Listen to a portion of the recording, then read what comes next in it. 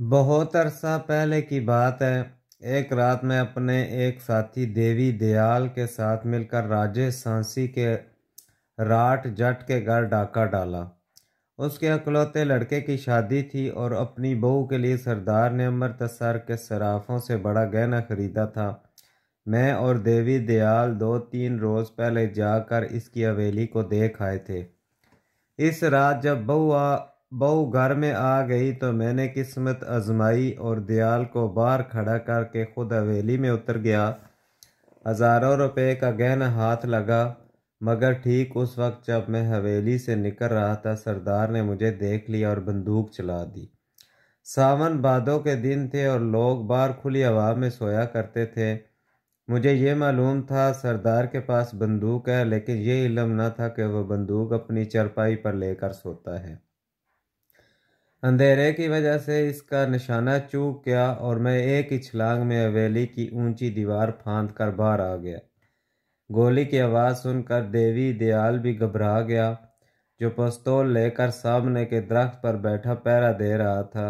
मुझे दीवार फलांगते देखकर वो भी दरख्त से कूदा और हम दोनों बावली की तरफ भागे। राजे सांसी के पूरब की तरफ कोई एक आध कोस पर छोटी ईंटों की एक पुरानी बावली है। लोगों के नज़दीक वो जगह पक्की और भूत प्रीत का मस्कन है, इसलिए कोई दिन के वक्त भी उधर का रुख नहीं करता। हम अपनी घोड़ियां इसी बावली पर बांध आए थे। गोलनी चलने से यूं तो आधा राजे सांसी जाग उठा था, मगर हवेली में खूब अफरा तफरी मच गई थी और सरदार के साथ कई लोग हमारे पीछे भाग निकले थे। जैसे मैंने बताया, वो एक राठ जट था और उसके बेटे के ब्याह पर बड़े बड़े चौधरी जट और सरदार आए हुए थे। इनमें सरदार जोगंदर सिंह थानेदार भी था, जो इन दिनों रामबाग अमृतसर के थाने में मुतय्यन और राठ जट का पुराना दोस्त था। जब वह बंदूक लेकर मेरे पीछे भागा तो थानेदार जोगंदर सिंह भी पिस्तौल की पेटी उठाकर उसके साथ हो लिया। राजे सांसी के पूरब में जरी और कमाद के खेत थे। हम दोनों खेतों में छुपते और फसल को रोनते हुए बावली पर जा पहुंचे, लेकिन घोड़ियां वहां मौजूद न थीं। हमारे पांव तले से ज़मीन निकल गई। किसी ने मौका से पूरा पूरा फ़ायदा उठाया और जिस वक्त हम कस्बे में थे वो दोनों घोड़ियां खोल कर ले गया, यानी चोरों को मोर पड़ गए थे। रात के अंधेरे में 20-22 आदमियों की वार हमारे पीछे थी, जिसमें एक दो नाली और एक सरकारी पिस्तौल भी था। हमारे पास 2 पिस्तौल और 30-35 फालतू गोलियां भी थीं, लेकिन घोड़ियों का सहारा टूट जाने से जो हालत हुई वो बयान से बाहर है। दयाल बुरी तरह घबरा गया और बोला, उस्ताद अब एक ही रास्ता रह गया है, हम अजनाला की तरफ भाग निकलें, इस तरह बच सकते हैं। मैंने इसका बाजू पकड़ लिया। मेरे पीछे चले आओ और घबराओ नहीं, तुम्हारा कोई पाँव सुस्त नहीं पड़ना चाहिए। दयाल बड़े मजबूत दिल और कसरती जिस्म का जवान था, मगर किसी कदर मोटापे की वजह से ज़्यादा तेज़ न दौड़ सकता था। जहाँ तक मेरा तल्लक है, मैं दौड़ते वक्त हवा को भी पीछे छोड़कर आगे निकल जाता हूँ। खतरा सिर्फ दयाल का था, लेकिन वो मेरी हलाशेरी दिलाने पर वो भी हवा हो गया। मौत की वार सर पर आ पहुंची थी और थानेदार जोगंदर सिंह ने हवाई फायर करके हमें ललकारा था कि रुक जाओ वरना गोली मार दूंगा। मैंने एक खेत की मंडीर की ओर में लेट कर यके बाद दीगरे 2 फायर किए और दयाल को लेकर एक नाले में उतर गया। हमारा पीछे करने वाले सिर्फ 150-200 कदम पर थे, लेकिन फायरों की आवाज़ सुनकर वो यकलख्त रुक गए और अब अंधाधुंध पीछा करना खतरे से खाली नहीं था और वो हमें दाएं बाएं से घेरने के लिए 2 टोलियों में बट रहे थे। इतनी देर में हम नाला पार करके दूर निकल आए। अचानक अंधेरे में नाले के साथ साथ हमें 2 घोड़सवार की परछाइयां नजर आईं। मान मुझे ख्याल आया कहीं ये हमारी घोड़ियां न हों। दौड़ते दौड़ते मैंने एक सवार पर फायर किया और ललकारा मारा। उसने घोड़े को एड़ लगा दी। दूसरा घोड़ा पीछे रह गया। हम ये देखकर हैरान रह गए कि वो बेसवार था। पुचकार कर पकड़ लिया। वाकई वो मेरी घोड़ी थी। चोर दूसरी घोड़ी लेकर अजनाले की तरफ निकल गया था। इस हालत में घोड़ी का मिल जाना किस्मत की खूबी थी। हम दोनों सवार हुए और इसकी बाग पूरब की तरफ मोड़ दी। वार के आदमी दो हिस्सों में बट कर अजनाले की तरफ भागे। जिधर घोड़ी चोर भागा था, अब वो हमारे बजाय घोड़ी चोर का पीछा कर रहे थे। सुबह के उजाले में हम लाहौर के करीब पहुंच चुके थे।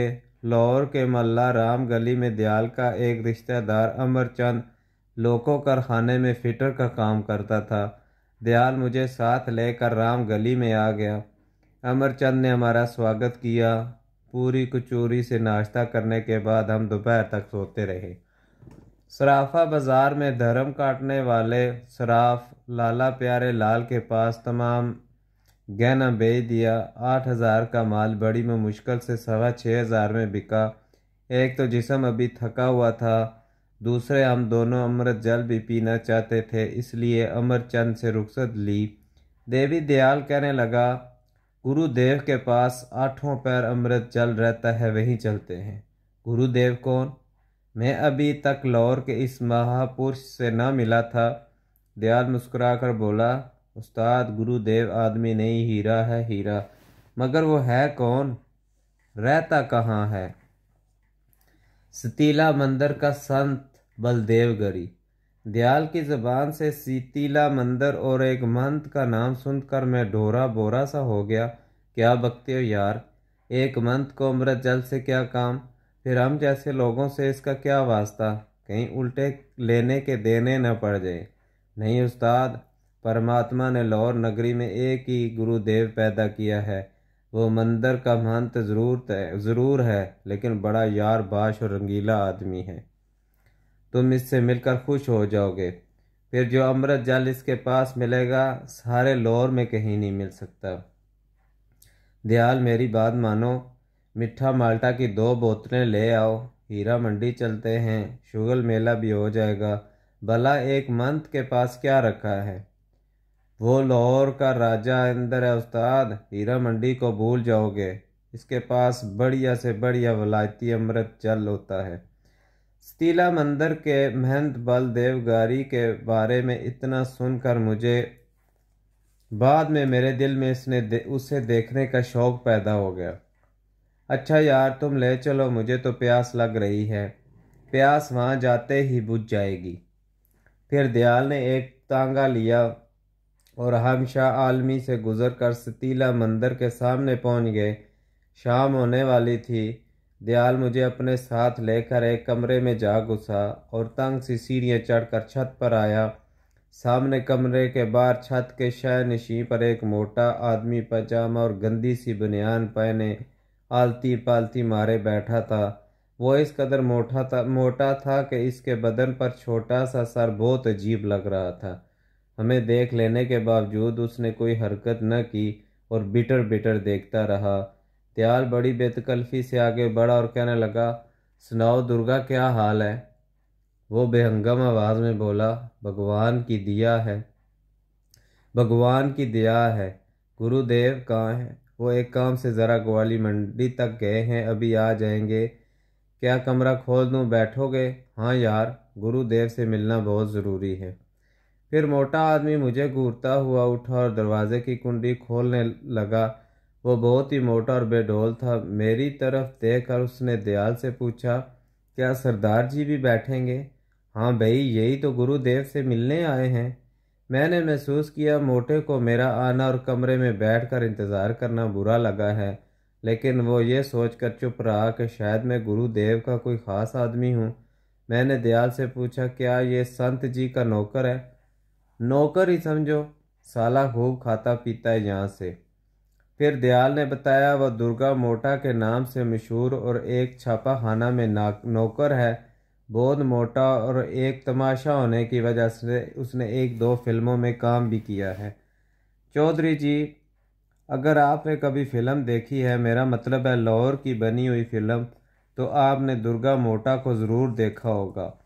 आजकल वो मशहूर एक्टर है और फिल्मों में काम करता है। जब मैंने पहली मर्तबा उसे देखा, उस वक्त वो किसी प्रेस में नौकर था और संत बलदेव गरी की मेहरबानी से मंदिर के एक कमरे में पड़ा रहता था। ये तो मुझे बाद में मालूम हुआ। वो गुरुदेव के कई वेदों से वाकिफ़ था और गुरुदेव से उसे इनामो कराम देता रहता था। कमरा जिसमें हम बैठे थे बिल्कुल मामूली था और उसमें कोई भी काबिल ज़िक्र चीज़ न थी। दुर्गा मोटा मुझे इसलिए बार बार घूर कर देखता था। मैं सिख था और सनातन धर्मियों के एक मंदिर में किसी सिख का आना जाना पसंद न किया जाता था। वजह यह है, मंदिर में हिंदू लड़कियां और देवियां बकसरत आती जाती रहती थीं। ये लाले ज़बान से बेशक सिखों की दोस्ती की माला जपते रहें, पर इनके दिल सिखों के साथ नहीं, और ये बात वो कभी बर्दाश्त नहीं कर सकते कि कोई सिख इस मंदिर में देखा जाए जहाँ इनकी कन्याओं और स्त्रियों का मेला सा लगा रहता है। इस बात का एहसास न तो दयाल को था न मुझे, सिर्फ दुर्गे मोटे को था। मगर हम दोनों एक ऐसी दुनिया के आदमी थे जहाँ धर्म ईमान कोई चीज़ नहीं। खैर, हमें ज़्यादा देर इंतज़ार नहीं करना पड़ा। सूरज गुरूब होते ही संत बलदेव गरी आ गया। सूट बूट पहने एक खुशशक्ल नौजवान इसके हमरा था। गुरुदेव की शक्लो सूरत और लिबास के मुतल्लिक मैं क्या बताऊं। उसने आंखों पर स्याह चश्मा लगा रखा था। लंबे लंबे बाल कंधों तक लटक रहे थे। रंग गंधमी, उम्र कोई 50 बरस के करीब होगी। पजामे के ऊपर एक लंबा सा फरगल नमा कमीज पहने हुए था। हमें देखकर वो ठठक सा गया और दुर्गा मोटा की तरफ देखने लगा। मेरा ख्याल है वो दयाल को पहचान न सका था। दयाल खुद उठकर आगे बढ़ा। उसने बड़े अदब से प्रणाम किया। फिर मान संत बलदेव गरी के चेहरे पर मुस्कुराहट नमूदार हुई। ओए दिवी दयाल, ओए सूर हरामी कुत्ते, तू इतने दिन कहाँ रहा? मैं तो तुझे पहचान न सका, बड़ा मोटा हो गया। मौज मेला करता हूँ गुरुदेव, बलदेव गरी हंसकर बोला। बदन पर चर्बी बेशक न चढ़े, लेकिन याद रख, अक्ल पर चर्बी नहीं चढ़नी चाहिए। फिर उसने मेरी तरफ इशारा किया। सरदार जी तेरे साथ हैं। गुरुदेव, तुम इसे नहीं जानते? कौन है? इसकी आवाज़ बहुत मंदम थी। क्या गुरुदेव ने रघु का नाम नहीं सुना? रघु? और सनत बलदेव गरी उछल कर एक कदम पीछे हटा। अच्छा, तो ये रघु है, बड़ा नाम है इसका तो। गुरुदेव, रघु तुम्हारी सेवा में आया है। उस्ताद को तुमसे मिलने का बहुत शौक था। अच्छा अच्छा, जो सेवा करता है वो मेवा खाता है। मेरे साथ आओ, इधर अपने कमरे में बैठते हैं। आज मैं फारग हूँ, बातें करेंगे। इस असना में न मंत ने मुझसे कोई बात की न मैंने। अलबत्ता हमने एक दूसरे को देखा और यूं लगा जैसे हम किसी पिछले जन्म में इकट्ठे ही रहे हैं। बलदेव गरी जवानी में ज़रूर खूबसूरत रहा होगा, लेकिन अब इसके चेहरे में कोई कशिश न थी। हम उसके पीछे चलते हुए एक दरवाज़ा अबूर करके दीवार की दूसरी सिमत पहुँचे। उधर भी छत पर एक खुला कमरा था जिसमें दरी का फर्श था। 2 चारपाइयाँ और एक आराम कुर्सी भी थी। दुर्गा मोटा ने बिजली का पंखा लगा दिया और हम सब दरी पर बैठ गए। सूट बूट वाले नौजवान को भी हमारे साथ बैठना पड़ा। हमारी वजह से वो कुछ बेजार हो रहा था, लेकिन गुरुदेव ने इसकी तरफ कोई तवज्जो न दी, जैसे वो ताश का फालतू और बेकार पत्ता है। यहाँ आकर वो मेरी तरफ मुतवज्जो हो गया और बड़ी मज़ेदार बातें करने लगा। दुर्गे, तूने पानी वानी तो पिलाया नहीं होगा मेहमानों को? बड़ा लीचड़ है तू साले, 2-4 आने खर्च करते हुए तुझे मौत पड़ती है। दुर्गा मोटा मुंह खोल कर मुस्कुराने लगा, जैसे साले की काली खाकर उसे बड़ा आनंद मिला हो। फिर गुरुदेव ने हुक्म दिया, जा अब जाकर बर्फ़ ले आ और अलमारी में से 2 बोतलें निकाल कर टंकी में डाल दे। बस जल्दी कर, अब मेहमान अमृत जल पिएंगे। दुर्गा चला गया तो उसने फिर रोक लिया। दुर्गे, जिस्म के साथ साथ तेरी अकल भी मोटी होती जा रही है क्या? अमृत जल के साथ कुछ खाने को नहीं लेगा? ये ले 1 रुपया मूंगरा और तली हुई दाल ले आना।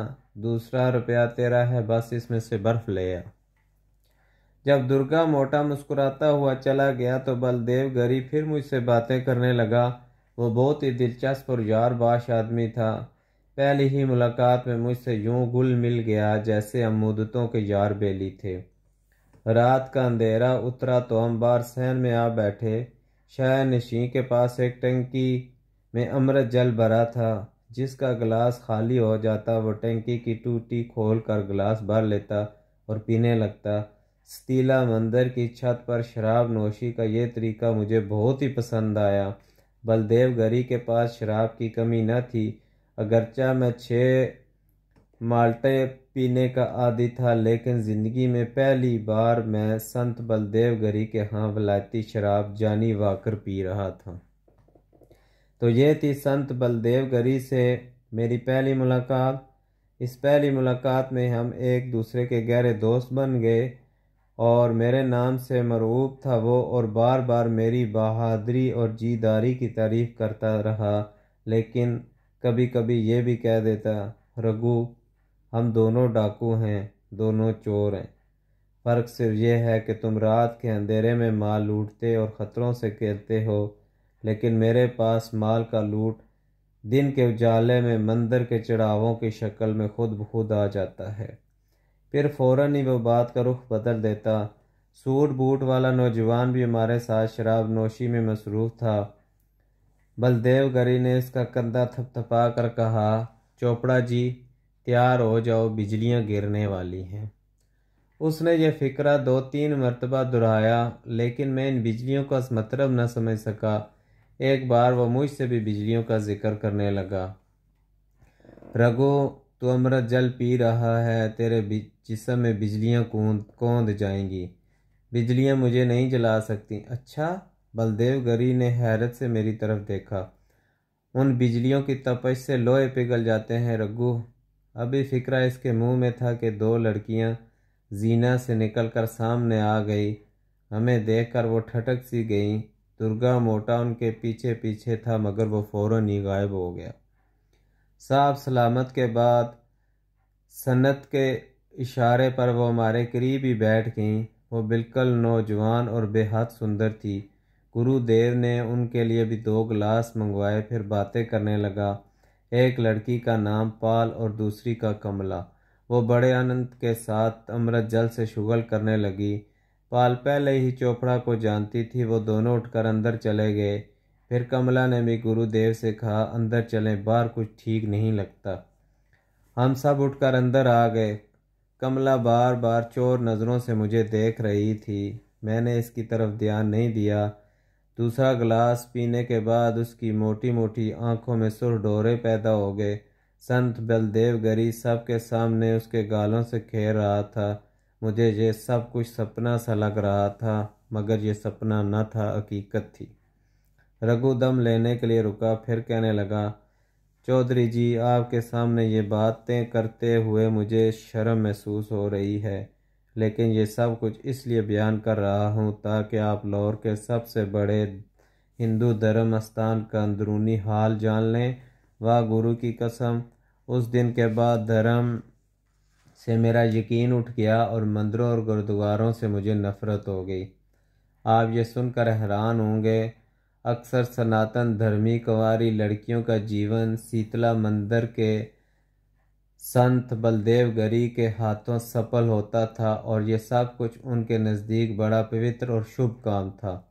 मैं आपको तो ये बताना ही भूल गया, बलदेव गरी औरतों के काबिल न था।